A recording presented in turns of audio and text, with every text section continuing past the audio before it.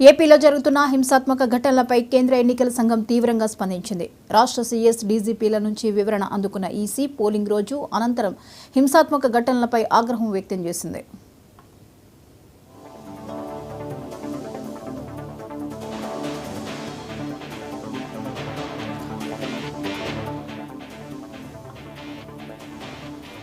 పల్నాడు, తిరుపతి, అనంతపురం, అన్నమయ్య, చిత్తూరు, గుంటూరు, నంద్యాల జిల్లాల్లో హింసాత్మక ఘటనలు జరిగాయని నిర్ధారించింది.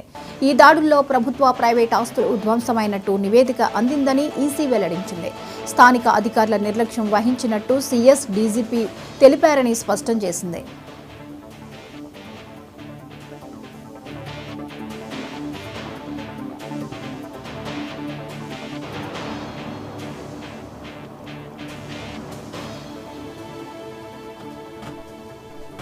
ఈ క్రమంలో ఈసీ కఠిన చర్యలు తీసుకుంది. పల్నాడు జిల్లా కలెక్టర్, తిరుపతి ఎస్పీలపై బదిలీ వేటు వేసింది. పల్నాడు, అనంతపురం జిల్లాల ఎస్పీలను సస్పెండ్ చేసింది.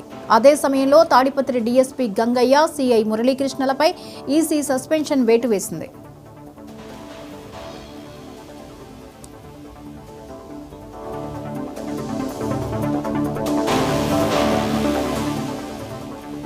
పల్నాడు, అనంతపురం, తిరుపతి జిల్లాల్లోని 12 మంది సబార్డినేట్ అధికారులపై శాఖాపరమైన చర్యలు తీసుకోవాలని స్పష్టం చేసింది.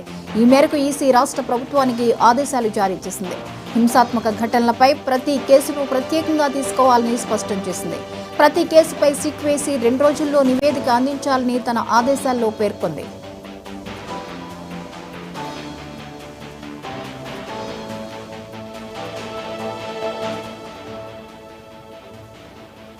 హింసాత్మక ఘటనలు జరిగిన చోట 25 కంపెనీల సాయుధ బలగాలను కొనసాగించాలని కేంద్ర హోంశాఖకు నిర్దేశించింది.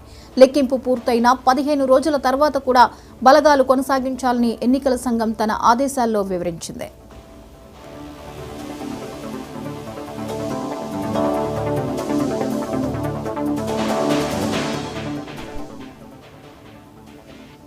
ఈ అంశంపై మరిన్ని వివరాలని మా ప్రతినిధి ప్రతిమ అందిస్తారు. ప్రతిమ, చెప్పండి, ఎన్నికలు పూర్తయిన తర్వాత కూడా హింస ఎక్కడైతే చెలరేగిందో ఆ అంశం మీద ఈసీ చాలా సీరియస్గా తీసుకుని అధికారులు కూడా సస్పెండ్ చేసినటువంటి పరిస్థితిని చూస్తున్నాం. మిగిలిన అప్డేట్స్ ఏంటి? జ్యోతి, మనం రాష్ట్ర వ్యాప్తంగా చూసుకున్నట్లయితే 13వ తేదీ ఎన్నికలు జరిగిన తరువాత రాష్ట్రంలో చాలా చోట్ల హింసాత్మకమైనటువంటి ఘటనలు చోటు చేసుకున్నాయి. ఎన్నికల రోజు జరిగినటువంటి చిన్న చిదురుముదురు సంఘటనలను వాళ్ళు ఆసరాగా చేసుకుని ఎన్నికలు అయిన తర్వాత రాష్ట్ర వ్యాప్తంగా చాలా పెద్ద గొడవలు జరిగినట్లు మనకు తెలిసిందే. అయితే అందులో భాగంగా తాడిపత్రి, అనంతపురం జిల్లా తాడిపత్రిలో ఒక భారీ స్థాయిలో హింసాత్మక సంఘటనలు చోటు చేసుకున్నాయి. ముఖ్యంగా ఇక్కడ తాడిపత్రి, అనంతపురం అనేది ఎప్పటి నుంచో ఫ్యాక్షన్ సంబంధించినటువంటి జిల్లాగా రాష్ట్రంలో పేరు పొందింది. అయితే ఈ ప్రాంతంలో గొడవలు జరిగినప్పుడు పోలీసులు అప్రమత్తంగా ఎందుకు లేరు? ఇంత హింసాత్మక సంఘటనలు చోటు చేసుకొని ఇంతమంది, అటు పోలీసులు అయితేనేమి, ఇటు కార్యకర్తలు అయితేనేమి, చాలా మంది హాస్పిటల్ పాలైనటువంటి పరిస్థితి ఏర్పడంతో ఈసీ ఒక్కసారిగా తాడిపత్రి, పల్నాడు, తిరుపతి ప్రాంతాలపైన కొరడా చూపించిందని చెప్పాలి. ఎందుకైతే ఇవన్నీ ప్రాంతాల్లో, మరి ముఖ్యంగా మనం అనంతపురం తీసుకున్నట్లయితే ఆ అనంతపురంలో అంతకు ముందు ఉన్నటువంటి ఎస్పీ అంబురాజన్ సస్పెండ్ చేసి వాళ్ళు కొత్తగా ఎస్పీ అమిత్ బర్ధర్ను ఇక్కడ 2 నెలల క్రితము అపాయింట్ చేయడం జరిగింది. అయితే ఈయన కూడా ఎన్నికల సమయంలో తన విధి నిర్వహణలో తను సామర్థ్యం చూపించకపోవడం వల్ల ఈ తాడిపత్రి గొడవలు ఏదైతే ఉన్నాయో దాంట్లో అమిత్ బర్ధర్ను, అలాగే డిఎస్పీ రంగయ్యను, సిఐ మురళీకృష్ణను కూడా తాడిపత్రి గొడవల నేపథ్యంలో ఈసీ సస్పెండ్ చేసింది. అలాగే వీళ్ళ మీద సిట్ ఏర్పాటు చేసి అసలు అక్కడ జరిగినటువంటి విషయం ఏంటి, ఎందుకు ఇంత స్థాయిలో గొడవలు జరిగాయి అనేటువంటి విషయాలపైన ఒక వివరణ ఇవ్వాలని కూడా ఆదేశం చేసింది. అయితే మరి మనం ముఖ్యంగా చూసుకున్నట్లయితే ఇక్కడ తాడిపత్రిలో వీళ్ళని సస్పెండ్ చేసిన తర్వాత గతంలో తాడిపత్రిలో పనిచేసినటువంటి డిఎస్పీ చైతన్య రంగంలోకి దిగారు.